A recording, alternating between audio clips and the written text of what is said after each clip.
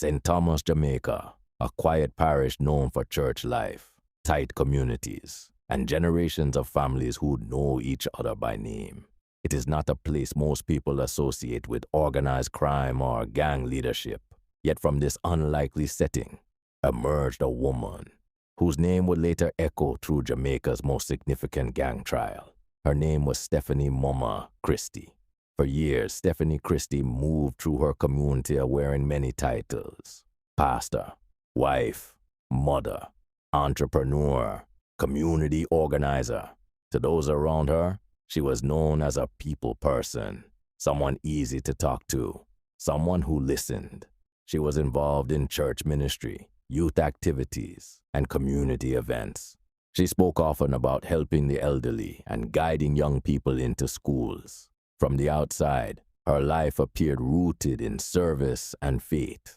But behind that public image, investigators would later argue, existed a very different reality, one that placed her deep inside the inner workings of one of Jamaica's most violent criminal organizations, the Clansman Gang, specifically the One Don faction, based in Spanish Town, St. Catherine.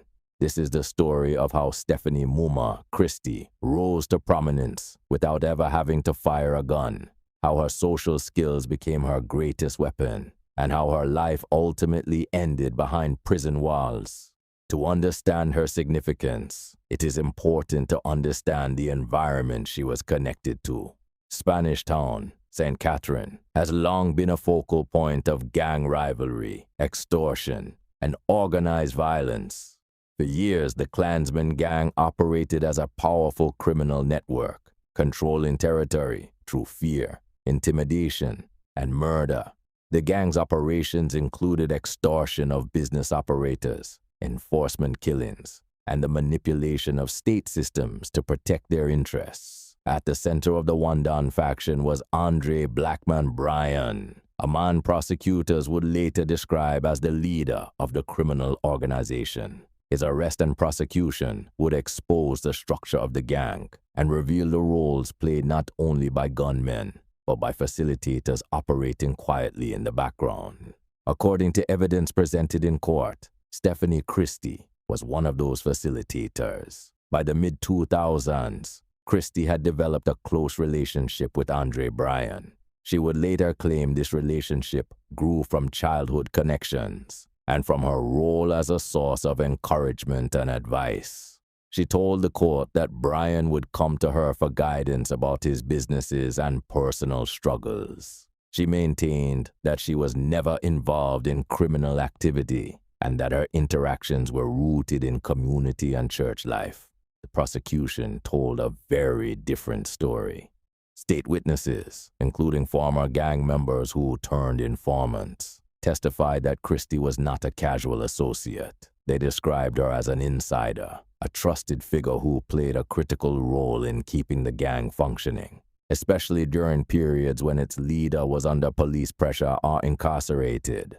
One of the most serious allegations was that Christie acted as the gang's main liaison to the police. According to testimony, she communicated with officers, including corrupt or compromised members of the force, to gather inside information. She allegedly sought details about upcoming raids, investigations, and which gang members were in custody or under surveillance. This information, prosecutors argued, allowed the gang to evade law enforcement and protect its operations. The court also heard evidence that Christie was responsible for securing legal support for arrested gang members. When members were detained or charged, she allegedly arranged lawyers and bail bonds, often using money generated from extortion. In recorded telephone conversations played in court, Christie was heard discussing legal strategies, expressing concern about arrests, and coordinating responses to police actions. These recordings would become some of the most damaging evidence against her. According to Chief Justice Bryan Sykes, who presided over the trial, the recorded conversations showed that Christie was deeply involved in the gang's affairs. She was not a bystander. She was engaged, informed, and proactive. The judge would later describe her as a willing participant who used her skills to further the criminal purpose of the organization. One retired police inspector provided testimony that highlighted the blurred lines between law enforcement and criminal networks during this period. He told the court that in September 2017, Christie visited him at the Spanish Town police station while Bryan was being questioned. According to the inspector, Christie attempted to bribe him to facilitate Bryan's release, first offering money and later discussing firearms. Under cross-examination, this testimony became heavily contested. Defense attorneys challenged the inspector's credibility, pointing out inconsistencies in dates and questioning whether Bryan had even been lawfully detained at the time. The inspector admitted that Bryan was not formally in custody and that there was no intention to hold him. He explained that he had used what he called unconventional methods in an attempt to gather intelligence, including exchanging contact information with Christie. The court was careful in how it treated this evidence, weighing it alongside other testimony and recorded conversations. While aspects of the inspector's account were disputed, the broader picture painted by multiple witnesses suggested that Christie had access to police information and used it to benefit the gang. By this time, the Clansman gang was under increasing pressure from law enforcement. Extortion-related voice notes were circulating in Spanish Town. Murders were rising, police attention was intensifying, and within this climate, prosecutors argued Christie's role became even more important.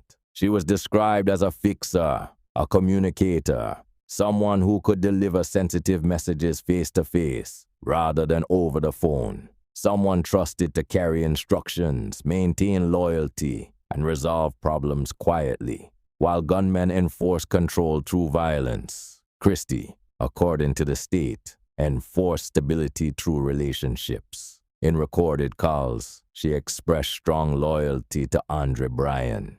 She discussed reorganizing the gang after his arrest and voiced concern about what she perceived as weakening control. At times, she criticized members she believed were disloyal or careless. At other times, she spoke about maintaining discipline and continuity. Chief Justice Sykes would later note that her role was distinct from that of the men who carried out murders. But he made it clear that this distinction did not make her less culpable. In his assessment, her contribution was strategic and essential. Christie's public identity made the allegations even more striking. She was an ordained minister, a church leader, a woman who sang on the choir and helped in the kitchen while on remand. In court, she repeatedly emphasized her involvement in ministry and community development. She described organizing sports days, youth activities, and large community events that attracted sponsorship from major companies. In a fervently delivered unsworn statement, she portrayed herself as a businesswoman and entrepreneur, known for caring for others. She insisted that she did not have the time or inclination to participate in a criminal organization. Her attorneys argued that she was a positive force in society and urged the court to consider her contributions. They also pointed to her personal circumstances. Christie was a mother, including to a teenage daughter who depended on her. Her lawyer argued that she had been rehabilitated during more than 4 years on remand and that she continued to serve others even while incarcerated. But the court remained focused on the evidence. On March 8, 2023, after a lengthy and complex trial at the Home Circuit Court in Kingston, Stephanie Mumma Christie was found guilty of being a member of a criminal organization under the Criminal Justice Suppression of Criminal Organizations Act. She became the only woman convicted in the high-profile Clansman One Don Gang trial. In delivering the verdict, Chief Justice Sykes stated that the evidence showed Christie was an insider. He said the recorded conversations and witness testimony established her role beyond any reasonable doubt.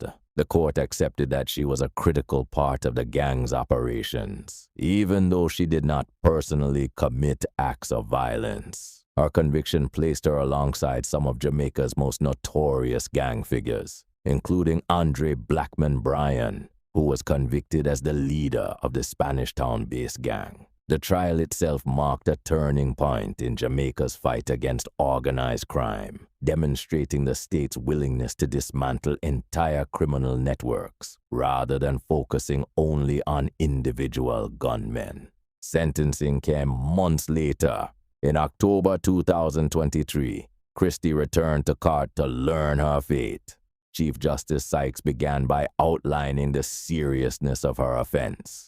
He emphasized that criminal organizations like the Clansman Gang caused immense harm to communities through fear, extortion, and loss of life. He noted that those who enabled such organizations, even without pulling a trigger, played a vital role in sustaining violence. The judge started with a base sentence of 16 years imprisonment. He then considered mitigating factors. Christie had already spent more than 4 years and 2 months on remand. She had no prior convictions. She had family responsibilities, including her teenage daughter. She had also demonstrated positive behavior while incarcerated, according to a social inquiry report. Taking these factors into account, Justice Sykes reduced the sentence. 2 years were deducted for mitigation. 4 years and 2 months were deducted for time already served. The final sentence was set at 9 years and 10 months. In delivering the sentence, the judge made a statement that would define Christie's place in the history of the case. He said she was not an incidental or minor participant. She was a willing one, a person who lent her social skills, influence, and access to further the criminal purposes of the gang. Her role, he said, was top tier. Christie asked the court for leniency, pleading for the opportunity to return home to care for her daughter. She reiterated her commitment to church and community work, but the court concluded that the gravity of her actions outweighed those considerations. As she was led away, Stephanie Mumma Christie became a symbol of a different kind of gang involvement. Not the gunman on the street corner, but the organizer behind the scenes. Not the enforcer, but the facilitator. A reminder that criminal organizations rely not only on violence, but on trust, communication, and people willing to blur the line between respectability and crime. Today, she serves her sentence in Jamaica's correctional system. Her public life as a pastor and community figure replaced by the reality of incarceration. Her story stands as a warning that participation in organized crime does not require a weapon to carry devastating consequences. In the end, the same system she was accused of manipulating would be the one to bring her story to a close.